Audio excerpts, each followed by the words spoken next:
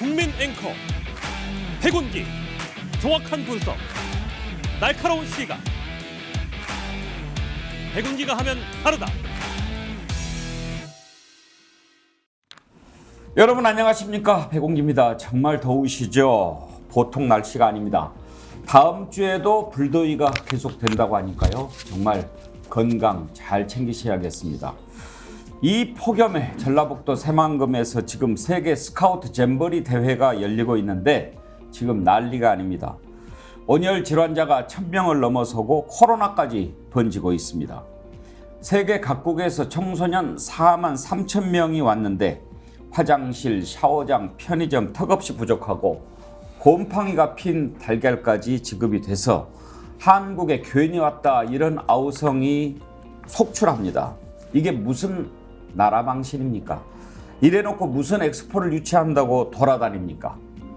올림픽 월드컵을 성공적으로 치러낸 우리나라였는데 어쩌다가 이렇게 됐습니까? 생방송 백운기의 정치본색 출발합니다. 활력 넘치는 도시 베트남 경제 수도 호치민으로 스픽스 가족 여러분을 초대합니다. 천혜의 자연을 즐기며 급속하게 성장하는 베트남을 경험합니다. 철저한 검증을 거쳐 잘 먹고 잘 쉬며 재미있는 경제문화 공부를 곁들입니다. 함께하겠습니다. 평생 기억할 호치민 여행 투어 스픽스 세구미 투어 니타 트래블 베트남. 예, 자, 지금 얼마나 많은 의혹이 이 정부에서 불거지고 있습니까? 양평 고속도로 갑자기 바꾼다는 거예요. 왜 바꾸냐 하고 봤더니 거기에 김건희 여사 일가 땅이 있는 거예요. 이것 때문에 바꿨나? 당연히 궁금하죠. 아니면 아니라고 밝히면 될 일인데 성질을 내면서 백지화 그렇게 이야기해요? 아니 이게 왜 백지화를 해야 돼? 밝히면 되지. 그렇게 따졌더니 너네들 때문에 그래. 너네들이 사과하면 다시 할 수도 있어. 이런 경우가 어디 있습니까? 정말 이건 애들 장난도 아니고요. 참 이해가 안 가지요. 그리고 정순신 국가수사본부장 왜 임명된 지 하루 만에 물러났습니까? 아들 학폭 문제가 불거져서 아닙니까?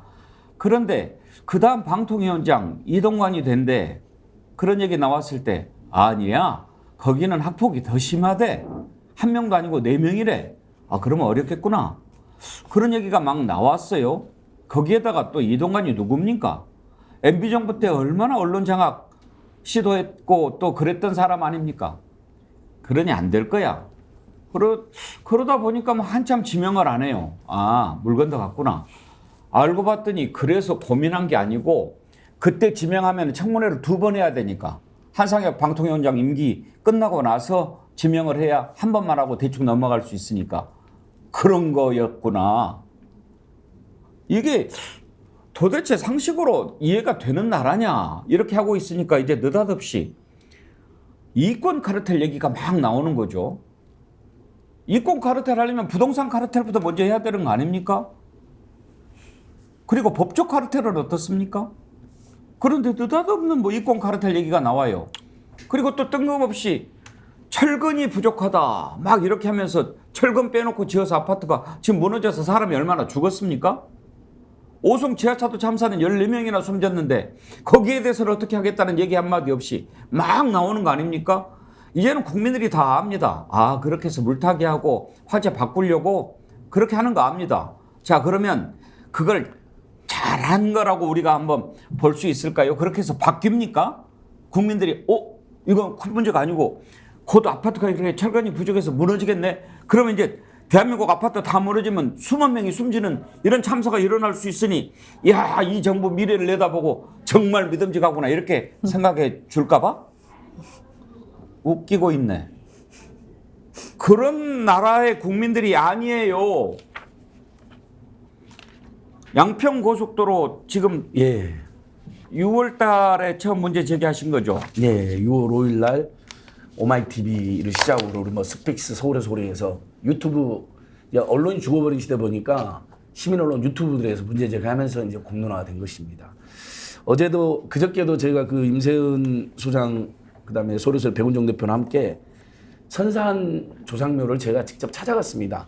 아까 앵커께서 말씀하신 것처럼 아니 언론이 온일용과 대통령실에서 선산이고 조상묘니까 투기나 개발 안 한다라고 거듭거듭 이렇게 거짓말을 하면 실제 그런 문제가 되는 29필지 지금 이제 35필지까지 여러분 확인됐는데 양평에서만 거기에 정말 선산과 조상묘 있는지 언론이 팩트체크를 해야 될 거 아닙니까? 아무도 안 하니까 제가 2번을 갔는데요. 예. 실제 저번에도 보여드린 것처럼 그 문제가 되는 29필지에는 선산과 조상묘가 없습니다. 없다면서요.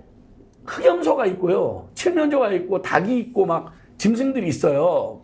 동물들이 있으니까 어느 선산 조상묘에 그런 창고가 있고 그런 동물들이 있습니까? 그러니까 이미 다른 용도로 사용하고 있고 그다음에 산비탈이니까 안 된다고 그러면 진짜 산비탈인지 와서 언론이 찍어봐야 될 거 아닙니까? 근데 그 29필지는 비교적 경사도가 매우 낮습니다. 시멘트 길가에 놓여 있고요. 창고도 지어져 있고요. 딱 개발하기 좋구나 이런 생각이 듭니다. 200m를 산속 깊숙이 들어가니까 거기에 정말 명당 이 사람들이 풍수질이나 무속 이런 걸 굉장히 신봉하는 사람들이니까 다른 뭐 자식들이 조상님을 잘 모시는 것은 제가 뭐라 할 일은 아니지만 200m 속에 산속 깊숙이 진짜 선생과 조상묘가 따로 있습니다. 김건희 여사 돌아가신 작고하신 아버님 묘비도 저희들이 확인하고 왔습니다. 근데 그러니까 제가 뭐 다른 분 조상묘를 가는 게 뭐 기분이 좋아서 가는 게 아니잖아요. 언론이 선산과 조상묘니까 투기도 안 되고 개발도 안 된다는 반복적인 온희룡 장관의 거짓말을 팩트체크를 안 하니까 저희가 그저께 직접 갔다 왔습니다. 그래서 서울의 소리라든지 안진걸 TV 보면 그게 생생히 남아있습니다. 예. 어제 김동연 경기도지사가 기자회견을 했는데 지적을 했습니다. 그러니까 서울 양평 고속도로 논란의 본질은 지금 뭐 백지화냐 아니냐 이게 본질이 아니다. 그 지적을 합니다. 그러면 본질이 뭐냐? 원안이 좋으냐 변경이 좋으냐는 다음 문제라고 하면서 첫째는 왜 갑자기 변경안이 등장했는가? 이걸 들여다봐야 된다. 둘째는 누가 그 변경을 주도했는가? 셋째는 어떤 근거와 절차로 변경이 이루어졌는가? 딱 이거 아닙니까? 그러면서 해법을 제시했습니다. 그 해법에 대해서 어떻게 생각하시는지 한번 얘기를 나눠보고 싶은데 김동연 지사 어제 기자회견 한번 들어보시죠. 저는 제안합니다. 기재부 예비 타당성 조사를 통과한 국토부 원안을 즉시 추진해야 합니다. 과정이 불투명하고 특혜 의혹이 있는데 누가 결과를 수용하겠습니까? A 아니냐 B 아니냐 논쟁을 지속하는 것이 무슨 의미가 있겠습니까? 소모적인 논란만 부추길 뿐입니다. 기재부 예비 타당성 조사 과정에서 비용, 수요, 편익 등이 검증된 국토부 원안은 논란 없이 논란을 부식시키면서 가장 빠르게 추진할 수 있는 해법입니다. 국가 의사결정 체계에 따라서 결정된 국토부 원안이 채택되면 백지화 선언 이후 불거진 국정 난맥상도 해소할 수 있습니다. 국정에 대한 국민적 신뢰를 회복하는 계기도 될 것입니다. 경기도는 여기에서 더 나아가 경기 동북부 교통 문제 해결을 위한 비전을 말씀드리고 싶습니다. 경기 양평 고속도로는 애초에 경기도 건의로 추진이 시작된 사업입니다. 이 사업에 이어서 서울 양평 고속도로와 서울 양양 고속도로의 연결을 추진하겠습니다. 국토부 원안대로 추진된다면 경기도는 서울 양양 고속도로 연결 타당성에 대한 연구 영역을 먼저 준비하겠습니다. 서울 양양 고속도로의 교통 수요가 분산되면 주말이면 서울에서 강릉까지 6시간 넘게 걸리는 많은 국민의 교통 불편을 해소할 수 있습니다. 신은규 변호사, 지금 이제 어제 기자회견을 찬찬히 들여다봤는데 일리가 있어요. 그러니까 이제 뭐가 본질인가 하는 그 부분에 대해서는 제가 동의하는 바가 컸는데 이제 원희룡 장관이 이런저런 방향으로 이제 막 퇴로를 찾고 명분을 찾고 그러는 것 같은데 어떻게 하더라도 마음 먹은 대로 할 수는 없을걸요, 이제. 근데 지금 김동연 지사가 이야기하는 것이 그냥 지극히 상식적인 거거든요. 그냥 법을 지키자는 얘기입니다. 그럼 법을 어기고 법을 불투명하게 집행하려던 세력들 누군지 이제 밝혀져야 된다는 게 제 생각이고요. 이거는 국정조사를 통해서 정쟁으로 또 물타기하거나 뭉개기 할 사안이 아니다. 대통령 측근이 연루된 특혜 의혹이기 때문에 이건 부패 혐의가 있는 거고요. 이건 당장 특검을 해야 될 사안이다. 저는 지속적으로 주장을 하고 있습니다. 그래서 저는 뭐 김동연 지금 지사는 뭔가 좀 더 이런 대안까지 지금 제시하면서 원안대로 추진하자. 전 이 얘기를 국민들께서 들으시면은 매우 상식적이다. 저는 이렇게 생각할 것 같습니다. 정쟁이 뭡니까? 이현주 의원. 다 뭐 문제가 불편하고 좀 불리하면 정쟁이라고 그러는데 다른 일들이 워낙 커서 그게 금방 뭐 좀 사그라들었습니다만 리투아니아에 나토에 가가지고 다른 부인들은 다 그 회의에 참석하고 막 이러는데 혼자서 쭉 빠져가지고 명품점 갔잖아요. 그러면 이제 그것도 해명도 말이 되는 해명을 해야지 뭐 갔는데 안 샀다 뭐 호객 행위를 해서 끌려 들어갔다 그런 얘기 그걸 믿을 국민도 없지만 나중에 이런 방구가 없어요. 그러면서 뭐라고 그랬는지 아십니까? 정쟁에 이용되니까 안 하겠다는 거예요. 얘기를. 다 정쟁이야. 이것도 정쟁입니까? 지금 보면 국민의힘이나 대통령실에서는 정치적 논쟁 자체를 정쟁이라고 하는 것 같아요. 근데 이 정치적 이제 뭐 논쟁이든 투쟁이든 여기에 보면 야당이 국정을 감시하고 또 야당뿐만이 아니라 이제 국회에서 그죠? 국회 국민의 대표인 국회가 국정과 예산의 사용, 지출, 그 다음에 여러 가지 어떤 그 대통령 친인척의 국정농단 의혹 이런 것들을 따지고 감시하고 하는 것은 우리 헌법이 시킨 거예요. 헌법에 나와 있는 내용이에요. 그죠? 국회의 권능이라고요.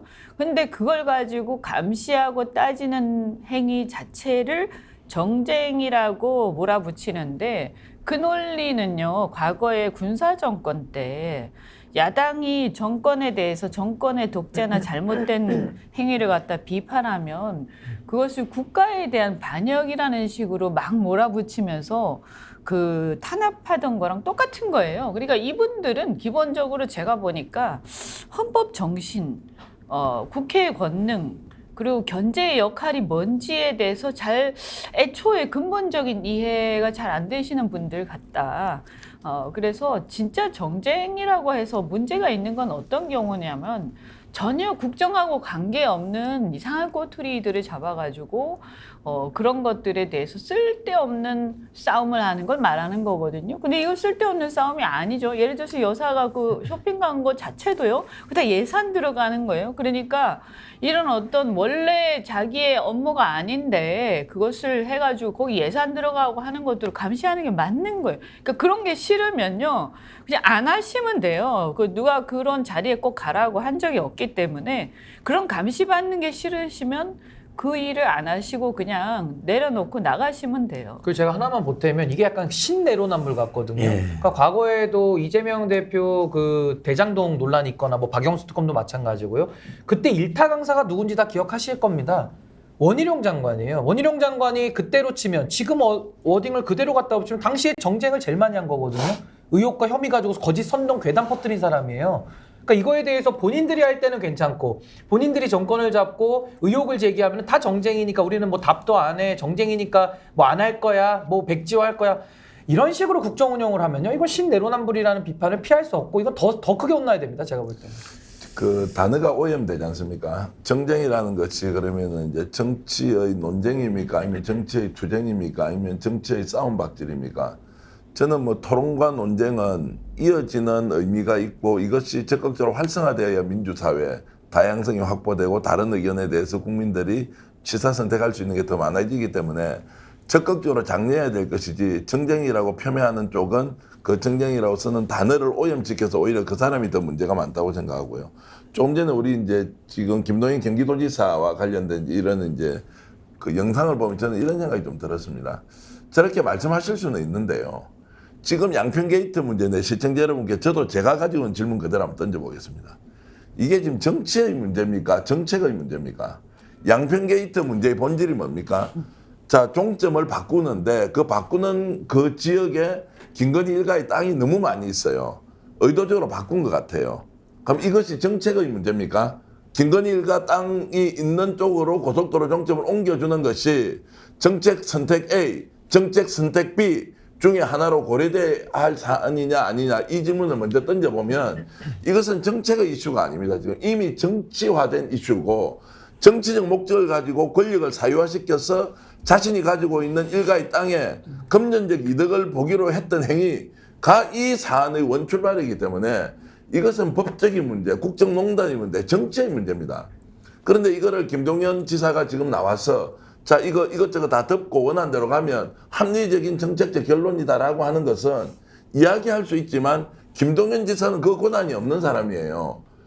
경기도지사일 뿐이라고요. 그러면 이분이 민주당의 중요한 자기 대권 주자로서 이 문제를 제기하려면 정치의 문제로 제기를 해서 이 문제를 국민들이 어떻게 평가하고 판단할지를 자신의 정치적 견해와 노선을 명확하게 내주고 국민들을 설득해야 하는 작업.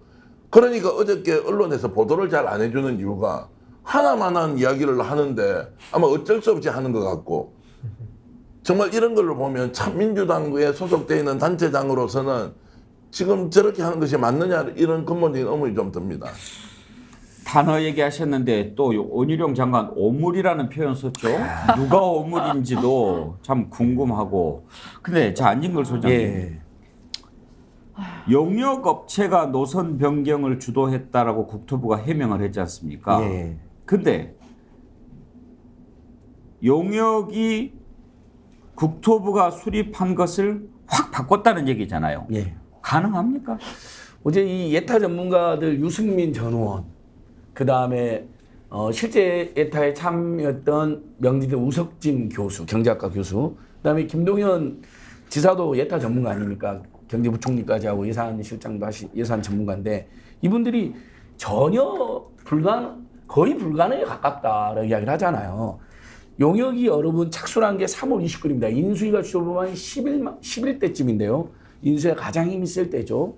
그다음에 용역 그 과업 공정표 보면 2달 차에 노선 변경, 노선 검토한다고 되어 있습니다. 그러니까 실제로는 5월 1일부터 노선 검토를 해갖고 5월 19일 날 19일 만에 55%를 변경하는 안을 내고 19일 만에 종점을 6, 7km가 더 떨어진 곳으로 이렇게 변경해버린 그런 사례가 없습니다. 근데 이제 와서 국토부가 처음에는 양평 군민이 요구했다. 거짓말. 민주당이 요구했다. 거짓말 밝히니까 이제 용역 책임을 지고 있는데 저는 언젠가 분명히 국토부 공무원들이나 용역사 쪽에서도 양심 선언이 나올 거라고 생각합니다. 그리고 그럼 용역이 요구했다. 그럼 용역이 예를 들면 최소한 용역 과업 지세 보면요. 비용 편익 분석 대비해라고 되어 있습니다. 예비 타당성 조사하고 이게 이제 본 타당성 조사. 그다음에 경제성 분석이라고 되어 있어요. 근데 여러분 지금까지 확인된 거 뭐냐? 경제성 분석 보고서와 비용 타당 BC 분석 보고서가 없습니다. 저번에 국정감사 때 민주당이 한 방이 없었다는 지적받았지만 그래도 몇 개 아주 믿는 진정이 있었는데 원희룡 장관이 그걸 자백하고 실토한 겁니다. 보고서 없이 그냥 도면 보고 구두로 제안을 받았고 그래서 55%를 변경했다는 겁니다. 그래서 지금 확인해 보니까 그리고 뭐 일부 지역에 민원이 있다. 종점 마을에 민원이 있을 수 있죠. 그래서 뭐 종점을 살짝 변경하는 건 있을 수 있다고 봅니다. 근데 서울 양평고속도로 완대로 추진해야 변경하면 더 많은 마을을 지나가게 돼서 더 많은 지금 민원이 발생한다는 거거든요. 이것은 광주에서 사는 분들, 경기도 광주에 사는 분들이 벌써 저한테 연락이 왔습니다. 갑자기 자기 마을, 자기 학교, 동네를 다 관통하게 되어 있다. 그리고 더 많은 터널과 다리가 생길 예정이라고 광주시에. 이거 판단해서 지금 저희가 다음 주에 이 광주 시민, 하남 시민들을 기자회견을 그랬거든요. 그리고 정말 민원이 많이 발생한 데는 하남시 출발점이 가밀 JCT입니다. 거기는 주민들이 수만 명이 몇 년째 지금 시작점 바꿔달라고 데모도 하고 탄원서도 냈거든요. 하남시에서 의견도 냈고 그건 묵살이 됐어요. 근데 종점은 그동안 250개 가까운 민원이 있었는데 한준호 다 분석이니까 종점 변경할 민원 단 한 번도 없었어요. 그러니까 이 전 과정이 완전히 저는 처음에는 비리 의혹이라고 이야기되는데 저는 100% 비리다. 저는 이 용역에 대해서 한 말씀 드리고 싶은데 이거 용역하고 그럼 국토부 카르텔 아닙니까? 그리고 뭐 LH 정관예우 뭐 이런 얘기까지 순살 아파트 관련하시던데 그럼 이거 용역회사 정관예우 하는 거 아니에요? 의심이 되거든요.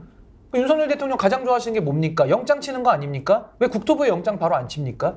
요 사안은 또 빼주거든요. 그러면서 괴담이고 오물이고 선동이라는 겁니다. 그럼 또 대장동 건 또 의혹을 제기해도 됩니다. 그러니까 이게 앞뒤가 지금 다 안 맞고 다 꼬여버렸잖아요. 단어가 다 오염되고 완전히 엉망진창이 돼가지고 오히려 그걸 더 즐기는, 오히려 본인들의 과실을 더 감추기 위해서 더 진흙탕으로 몰고 들어가는 겁니다.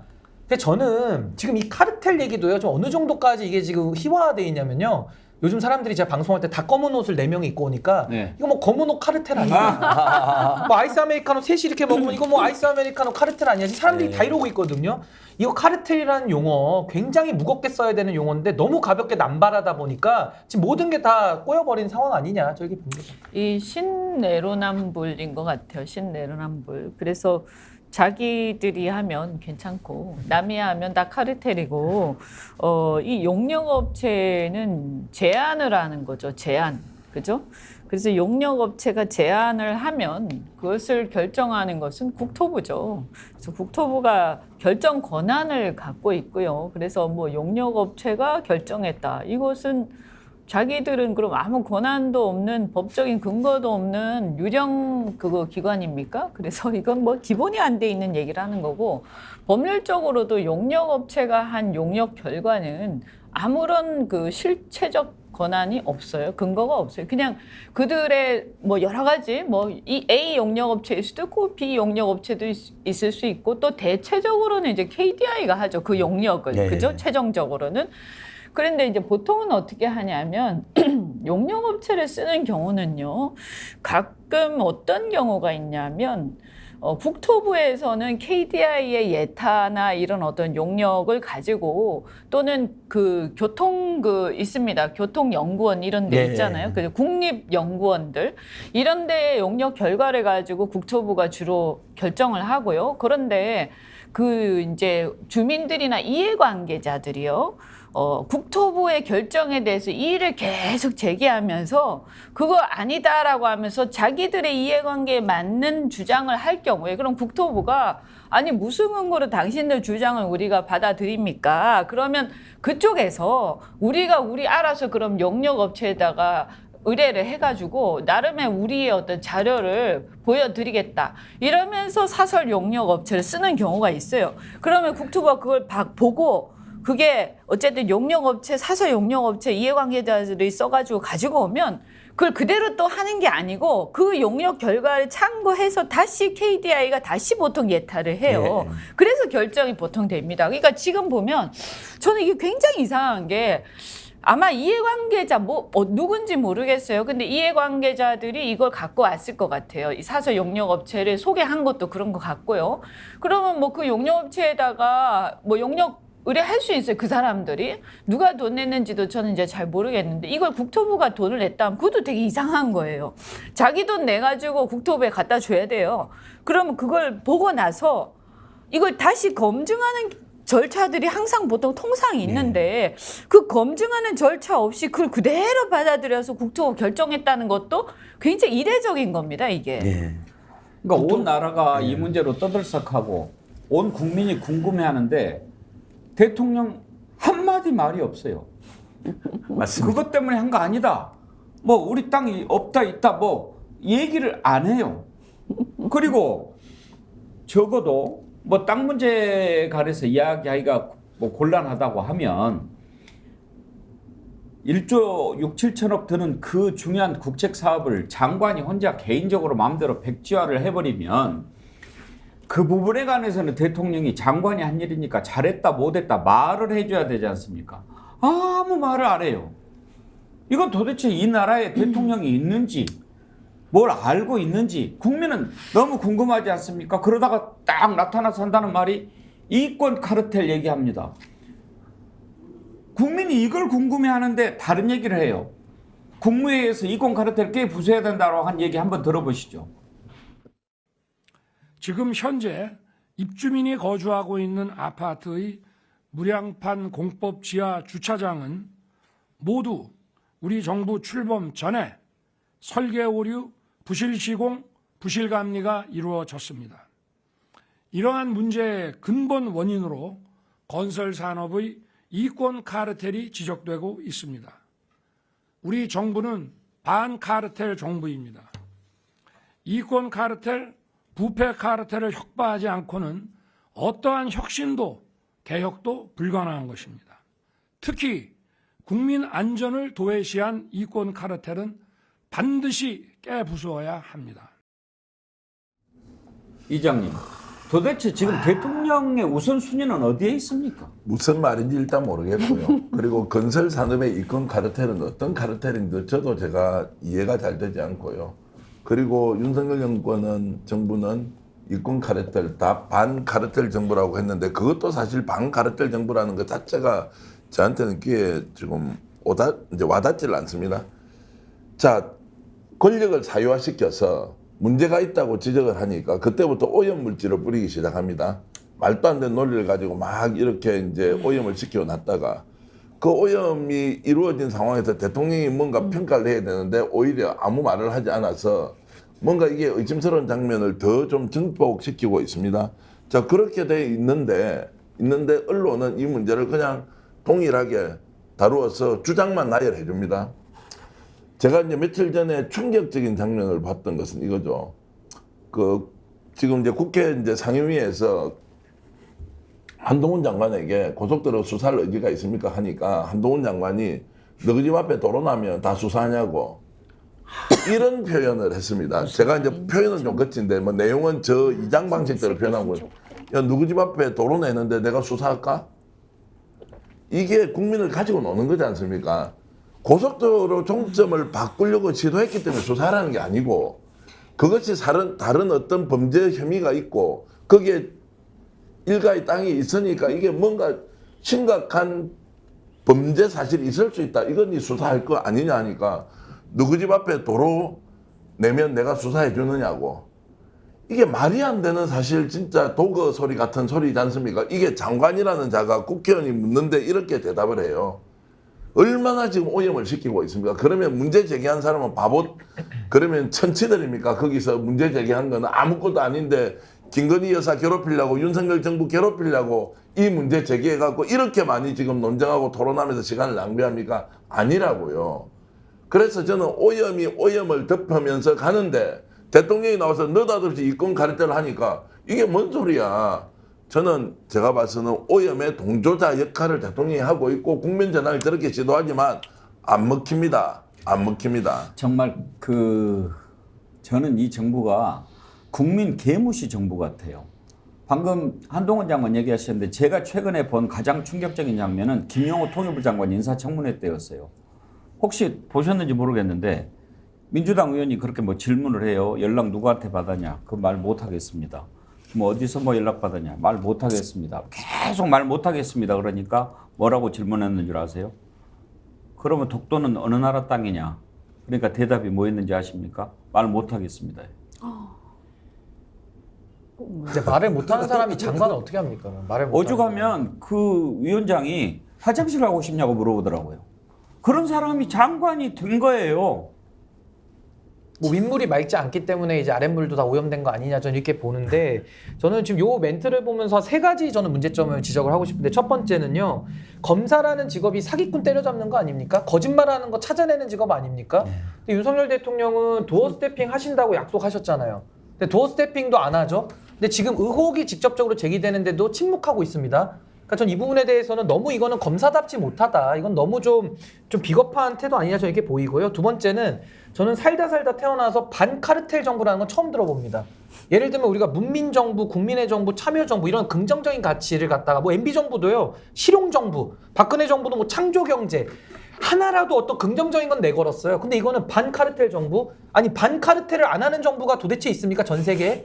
모든 정부는 다 반카르텔을 하는 거예요. 근데 어떻게 정부의 정체성을 이것도 생각해서 말씀하셨을 테지만은 어떻게 반카르텔 정부로 좀 규정할 수 있는지 이건 너무 뻔한 말을 하고 있기 때문에 저는 이거 이치에 맞지 않는다 이렇게 보고요. 마지막으로 부실 시공, 부실 감리를 지금 제대로 못했다 이렇게 말씀하시거든요. 아까 제가 서두에도 말씀드렸다시피 부실 시공과 부실 감리를 누가 감독합니까? 검찰에서 하는 겁니다. 검찰에서 공무원들도 인허가권 제대로 하는지 업자들하고 뇌물 주고 유착관계 없는지 이거 검사들이 하는 거예요. 그럼 문재인 정부 탓하지 않습니까? 문재인 정부 검찰총장이 누구냔 말입니까? 그러니까 자기 자신에 대해서 지금 부끄러움도 모르면서 자기 얼굴에 침 뱉기식으로 이런 식으로 남 탓을 하니까 일부 국민들은 속일 수 있어요.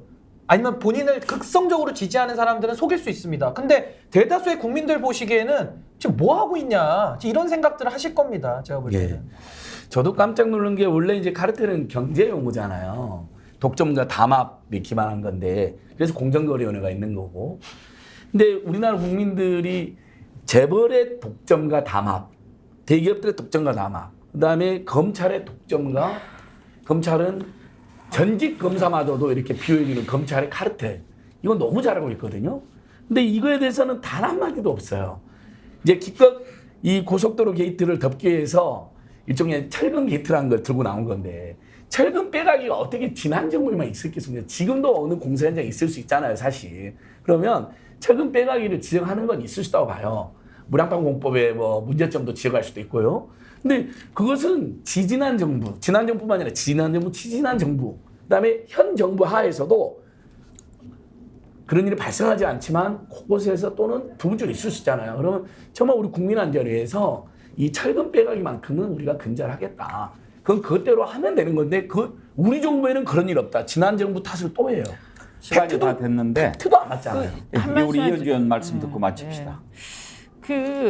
아까 신 변호사님도 얘기하셨지만 검찰총장 전 정권 때 하셨잖아요. 그때 자기는 뭐 했어요? 뭐 반성하거나 책임지는 꼴을 못 봐요. 아니 지금 그리고 전 정권 남 탓 계속 할 거면 지금 권력 왜 갖고 있습니까? 우리가 그거 가지고 놀고 즐기라고 준 겁니까? 아주 잘못됐고 지금 이 정부의 가장 또 큰 만연하게 퍼져 있는 의식이 뭐냐면 잔머리예요. 잔머리. 말장난과 잔머리. 그리고 본질보다 제밥에만 눈이 어두워요. 자기 홍보하고 체면 세우고 즐기고 으스대고 권위 세우고 완전히 이게 지금 국민을 아주 아까 개무시한다고 말씀하시는데 그 정말 맞는 말씀인데 저는 요즘에 이렇게 보면 아까 이제 뭐 대통령이 한마디도 안 하신다 이 얘기도 하셨는데 왜 얘기 안 할까 하는 생각 제가 해봤어요. 근데 지금 속보 같은 걸 보면 잼버리 문제라든가 묻지마 살인 문제라든가 이런 것도 지금 대통령이 한마디도 안 하시거든요. 이것도 다 지금 총리가 얘기하고 있어요. 이상하다. 뭐 아무리 여름이고 뭐 휴가철이고 해도 그렇잖아요. 그리고 왜 오송에는 한 번도 안 가고 그 한마디도 안 하는 거지? 그죠? 이상하지 않습니까? 이게요, 원칙이 있어요. 지금 가만히 보면요. 자기는 말이죠. 남 조지는 것, 죄송합니다. 표현이. 남을 어떻게 때려잡고 하는 것만 마치 정의로워 보이는 이런 것만 자기 입으로 얘기를 하고요. 문제가 생겨서 수습하고 책임지는 거는 전부 남한테 미루고 있어요. 한 번도 자기가 나서서 얘기한 적이 없습니다. 이거 대통령이 나와서 얘기해야 되는 사안 아닙니까? 이 정도 되면. 그러니까 저는 근데 이게 왜 그러냐 무책임해서 그렇다를 떠나서 저는 지금 아주 고도의 지금 머리를 굴리면서 나중에 혹여 있을 수도 있는 법적 책임을 면피하기 위한 고도의 술수다 지금 이것이. 그래서 뭔가 나중에 책임 소재가 있을 수 있는 일들에 대해서는 전혀 자기가 한마디도 안 해. 그러면 이제 그때 가서 나는 그것을 몰랐다. 나는 이렇게 얘기한 적이 없다. 이렇게 할 수 있잖아요. 그러니까 국정농단 수사를 누가 했습니까? 윤석열 대통령이 그 당시에 검사 시절에 국정농단 특검 수사팀장부터 시작해서 쭉 남의 국정농단 수사만 해왔잖아요. 그렇기 때문에 이분이요. 나중에 문제가 되거나 법적 책임을 질 수 있는 것은 귀신같이 아시는 거예요. 그래서 지금 딱 감을 차리고요. 그런 것들을 전부 남한테 지금 미루고 있어요. 굉장히 무책임하고 아주 비겁한 태도입니다. 이거. 근데 잼버리 관련해서는 윤 대통령이 한 말씀은 했는데 전 적합한 해결책이라고 생각은 안 합니다. 냉동차 보내라는 거? 냉동창고랑 냉방버스를 무제한 공급하라고 예. 하는데 저는 글쎄요. 이게 지금 무제한 공급해서 해결될 일이 아니라고 보거든요. 그러니까 이것도 너무 엉뚱한 지금 해결책만 얘기하고 있다. 저 이게 봅니다. 방금 또 그 뉴스도 나왔네요. 이제 끝내야 되는데 저희가 아까 지적했잖아요. 또 전 정부 탓할 거라고. 정말 대통령실 고위 관계자가 문재인 정부 5년 동안 준비 안 해서 이렇게 발생했다고 이야기를 했네요. 잼버리가? 예. 전 정부 탓 한 개 기사로 지금 나가고 이게 2년이나 아니, 정말 예측을 2년이나 벗어나지는 됐는데. 예, 아니 그러니까 이현주 의원님 말씀하세요. 그만두세요. 지난 정부 탓할 거 그만둬야죠. 아니 그만두시면 돼. 그거 그러면 그때 그러면 하던 사람들이 계속 문재인 다시 와서 정부가 계속 준비를 안 하라고. 해서 지금 네, 이렇게 5년 됐다고. 동안 준비를 엉망으로 했다는 취지로 이야기했어요. 아니 지금 대한민국 공무원이 100만 명이 넘고 경찰이 15만이 나라요. 아 지금 윤석열 정부 출범한 지가 얼마나 됐는데 그런 소리를. 예. 내가 그런 얘기 할 거면 진짜로요. 이거 내가 이어받아서 지금 마무리할 역량이나 자신이 없으니까 그때 결정하고 준비했던 사람들 다 하세요 하고 주세요 그냥. 그렇네요. 그 문재인 정부한테 정권을 다 주면 되겠네. 다 주세요 그러면. 그러니까 정확하게 말하면 이렇게 말이 됐습니다. 돼요, 이게? 대통령실은 4일 준비 기간은 문재인 정부 때였다. 전 정부에서 5년 동안 준비한 것이란 입장을 냈습니다. 제가 국민의 한 사람으로서 이제 이런 얘기 들으면 우리도 사실 언어를 굉장히 권력을 순화시켜서 가질 필요가 쓰려고 없어. 노력하는 스타일인데 사실 들어보면 이거 헛소리잖아요. 정신 나간 소리거든요. 지금 정권을 책임지고 있다는 대통령실 고위 관계자가 지금 갑작스럽게 폭염이 이어지면서 현장 정리정돈을 못해서 대처가 안 되는 이 문제를 이야기하는데 지난 5년 동안 뭘 준비했냐면 이거 진짜 개소리잖아요. 개수작이잖아요. 제가 좀 더 심하게 이야기하면 국민들 완전 개무시하는 거 아니에요. 저는 오히려 여기에서 이 사람들이 어떤 행태를 보여주고 있느냐는 것을 논리적으로 따질 게 아니고 지금은 국민들이 지금 어떻게 해야 되냐 이 정권을 이렇게 무시당해서 뭐 죽겠다 살겠다가 아니고요. 저는 좀 무시당해서 살아도 되고 욕도 들어도 되는데 대한민국이 어떻게 되느냐고 이 사람들한테 맡겨놓으면 이렇게 개수작을 부리고 있으면서 책임도 안 지고 무능하죠. 거기다가 남 탓 다 하죠. 거기다가 사람이 이제 안전 문제 때문에 큰일이 일어날지도 모르는데 대책을 세운다는 게 냉동차나 냉장차를 갖다 놓으면 됩니까? 사람을 데리고 와야지 거기에. 그리고 전국에 있는 국민들이 예를 들어서 경찰들이 나가서 안전한지 안 한지 관리 감독해야 되지 왜 냉동차가 국가에 있습니까? 냉장차가 국가에 있냐고요. 다 민간이 보유하고 있는 건데 무슨 이렇게 대책 아닌 대책을 세워놓고는 국민들한테 전 정부 탓을 지금 이 순간에도 사고 날지 모르는데 정말 정신 차려야 한다 이 말씀을 한 번 더 드리겠습니다. 이런 게 다 그 어떻게 보면 저렇게 말을 하면 그래도 앵무새처럼 맹목적으로 추정하면서 위안을 삼는 그 아주 그 이성을 상실한 강성지층이 있기 때문이에요. 저는 이게 굉장히 심각한 사회적 지금 병폐라는 생각이 들고요. 이거 전부 다 좀 생각 있는 양식이 있는 사람들이 이거를 좀 어떻게 하면 그 사람들의 이런 행태들을 바꿀 수 있을지 특히 국민의힘 성향이나 보수 성향의 사람들이 자각해야 된다. 이거 그리고 민주당 쪽이나 아니면 진보 성향의 사람들도 대통령 비판하는 것도 필요하지만 주위 사람들을 설득하고 얘기를 해야 돼. 차분하게. 이거 이렇게 가서는 안 되는 거예요. 그리고 본인들도 조금 더 이렇게 좀 차분하게 얘기를 하시고. 기차로님이 냉장차, 냉동차 보내주면 그 안으로 들어가게 할 건가요? 그렇게 그런 질문하셨네요. 거 아니에요? 양하근님, 이현주 장군님 화이팅. 예. 안진걸 소장님 요즘에도 퇴진 집회 나가시나요? 예, 토요일 날 퇴진 촛불 집회가 있고요. 날씨가 너무 더우니까 예, 좀 그래서 조심하세요. 그 집회를 하는 아마추어 시민들도 우리들도 폭염 대책을 엄청 세우고 한다니까요. 근데 이제 더 위험하니까 예를 들면 집회 시간도 줄이고 그렇게 다 제가 더 만전을 가하겠습니다. 예. 오늘 여기까지 하지요. 슈퍼챗 보내주신 분 그래 올레님 대한민국이라는 한 팀이 열심히 공들여 쌓고 세워 멋진 그림으로 펼쳐지기를 바란 도미노를 동네 양아치가 한 방에 걷어차버려서 허탈하고 망연자실한 심정입니다. 꼬꼬미님 5만 원 슈퍼챗 보내주셨고요. 둘째 턱바지님 계속 보내주셨고 팽서방님, 해피데이님, 나이스맨님, 김원모님 슈퍼챗으로 성원해 주신 여러분께 감사의 말씀 드리겠습니다. 날씨도 정말 더운데 국민들 더 열불나게 하는 그런 뉴스들 사라지지 않아서 참 유감입니다. 주말에는 좀 묵혔던 책이라도 좀 꺼내셔가지고 바라보면서 시간이 많이 지났네요. 제가 방에 금지해놨는데 시간이 벌써 지나가지고 예, 책을 보면서 좀 역사도 좀 생각하고 그렇게 시간 보내도록 하십시다. 오늘 함께해 주신 안진걸 소장님, 이현주 의원님, 신인규 변호사님, 정기환 대표님 네 분 긴 시간 고맙습니다. 수고하셨습니다. 고맙습니다. 감사합니다. 수고 많으셨습니다. 함께해 주신 여러분 감사합니다. 건강한 주말 보내시고요. 다음 주 월요일 오전 10시 50분에 다시 찾아뵙겠습니다. 감사합니다.